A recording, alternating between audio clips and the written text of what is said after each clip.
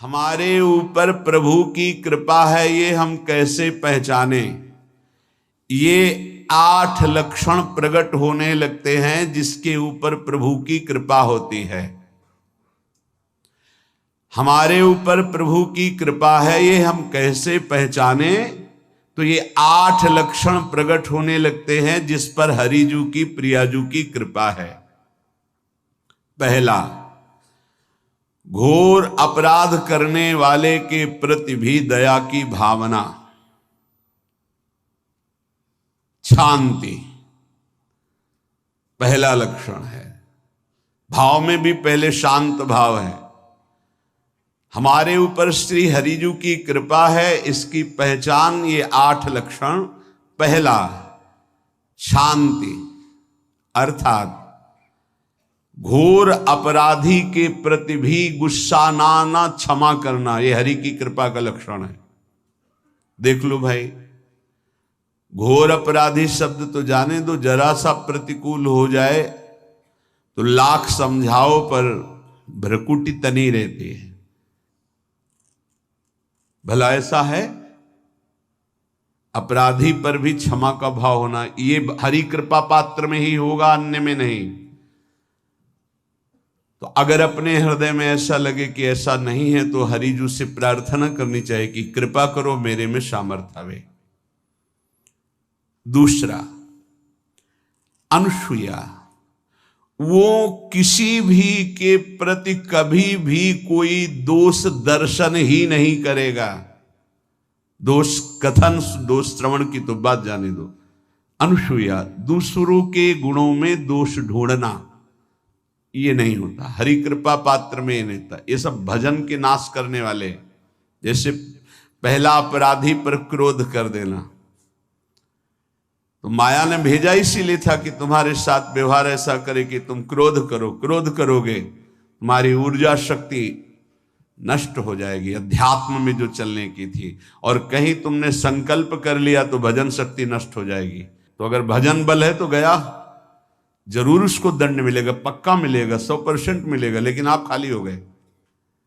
ना भजन करने की वृत्ति रहेगी और ना भजन रहेगा, दोनों बात। अनुसूया, किसी के सद्गुणों में दोष देखना, गुणों में दोष ढूंढना, ये हरि कृपा पात्र में नहीं होता। ये बहुत मंगलमयी बातें हैं जिससे हमारा भजन मार्ग पुष्ट होता है। तीसरा, वो बाहर से और भीतर से पवित्र रहता है, हरि कृपा पात्र। शौचाचार का ज्ञान होना चाहिए, वस्त्र आपके पवित्र होने चाहिए, ये बाहरी जल रज आदि के द्वारा बाहरी पवित्रता।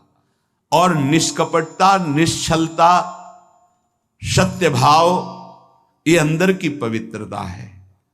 अगर कपट है, छल है, असत्य है तो हृदय मलिन रहता है। भीतर और बाहर से पवित्र रहना, इसमें खास बात क्या है? भीतर और बाहर से पवित्र रहने में, भीतर और बाहर से सदैव पवित्र कौन रह सकता है? तो बोले जो पुंडरीकाक्ष भगवान श्री हरि का प्रियाजू का स्मरण करता रहता है, वो शवायाभ्यंतर शुचि, वो बाह्य और अभ्यंतर दोनों से पावन रहता है। तीसरी जो कृपा का लक्षण है, अर्थात वो सदैव भगवत चिंतन परायण, शौचाचार का पालन करने वाला, बाहर और भीतर से हरि कृपा पात्र पवित्र रहता है। चौथा, ऐसे कार्यों का अनुष्ठान न करे जिनमें हमारा भजन छूटता है, जिनमें सत्य छूटता है, जिनमें भगवत भाव छूटता है।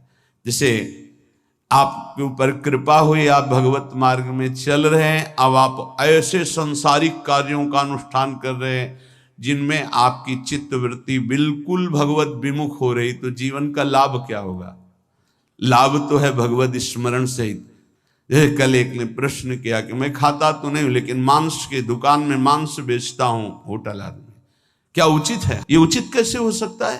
तुम और भी तो व्यापार कर सकते हो। जरूरी है धर्म का पालन करने की इच्छा करते हो, धर्म आचरण करते हो, ऐसा नहीं। तो विरत बहुकर्मा, उन कर्मों से हमें विरत रहना है जो हमारे धर्म के विरुद्ध है, जो भजन के विरुद्ध है। हरि कृपा पात्र ऐसे कर्मों का अनुष्ठान कर ही नहीं सकता। अपने भजन का फल देखना भगवत कृपा पात्र के सबको प्रदान कर देना। हिम्मत है? अपने भजन, इतनी मेहनत से किया हुआ भजन, भजन होने के बाद हे प्रभु इस भजन का फल हो, सर्वे भवन्तु सुखिना सर्वे सन्तु निरामयः। यहां तो कहते महाराज एक माला रोज आपके लिए करता हूं कि आपकी बीमारी ठीक रहे, तो शेष किसके लिए करते हो प्रभु? शेष क्या? अगर इष्ट और गुरु के लिए तुम्हारा है कि एक माला करते तो फिर इतनी माला करते तो हमें क्या होगा? सब आपको दे देंगे तो हमें क्या होगा? तभी भजन का रहस्य नहीं जाना। छठवां, अपने भजन से अपने लिए कुछ भी ना चाहना और दूसरों की तो बात जाने दो, दूसरों से कुछ ना चाहना ये तो ठीक है, अपने भजन से अपने लिए कुछ ना चाहना है हिम्मत। देखो ये हरि कृपा पात्र में हिम्मत होती है। अपना भजन अपने प्रयोग में ना लाना, इसका भी आंतरिक रहस्य है। अपने प्रयोग में आप शरीर को लेकर के बोलेंगे, अगर स्वरूप को लेकर तो प्रयोग की कोई वहां जरूरत ही नहीं, स्वरूप पूर्ण काम है, वहां कोई अभाव नहीं। जब आप कोई भाव अपने लिए करेंगे तो देह भाव होगा, देह भाव से किसी विषय की मांग होगी। विषय पूर्ति भजन का फल नहीं होता, भजन का फल होता विषय निवृत्ति। बहुत जोर की बात है, कैसे समझ में आए? अपने भजन का भी फल अपने लिए नहीं, दूसरों से कुछ चाह रखना तो बात ही जाने दो, भजन से भी कोई अन्य सुख की चाह नहीं हुई। क्या चाहिए? भजन ही बनता रहे, भजन का फल भजन बनता रहे, खूब निरंतर जप करते रहे। सातवां, किसी भी मान सम्मान कीर्ति पद प्रतिष्ठा के मिलने पर हृदय का असंतुष्ट हो जाना, यह हरि कृपा पात्र का लक्षण होता है। प्रणाम नमस्कार जय हो तो हृदय में असंतुष्ट हो जाना चाहिए। कोई किंचन मात्र अभिमान न उदय हो जाए। प्रभु बचाओ, ये माया की चकाचौंध से बचा लो नाथ। कौन सा अपराध बन गया कि आपकी जय की जगह यहां हमको ऐसा सुनना पड़े। मान प्रतिष्ठा कीर्ति जिसके लिए बड़े बड़े लालायित रहते, हरि कृपा पात्र को विष की तरह चुभती है। और आठवां, किसी भी प्राणी समुदाय से संबंध ना रखते हुए सब पर दया की भावना, सब पर कृपा की भावना, सब पर करुणा मैत्री पर किसी से ममता नहीं। ये सूत्र बहुत व्यवहार में प्रयोग करने योग्य है। सबसे करुणा और मैत्री पर किसी से ममता नहीं। करुणा तो करी भरत जी ने, मैत्री भी की मृग से, पर ममता रहित नहीं रहे। ममता कर ली तो अगला जन्म हिरण का हो गया। ममता नहीं रखनी। निर्ममो निरहंकारा, करुणा मैत्री तो करनी है, जैसे इसमें आदेश है, गीता में जी आदेश है, अद्वेष्टा सर्वभूतानां मैत्रः करुणैव च, पर निर्ममो निरहंकारा, ये साधक की चतुरता है। प्राणी मात्र पर दया कृपा करुणा मैत्री, पर ममता नहीं।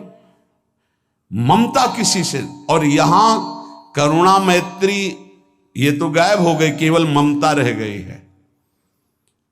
अपने शरीर से ममता, शरीर संबंधियों से ममता, विषय भोगों से ममता, यही जहर है।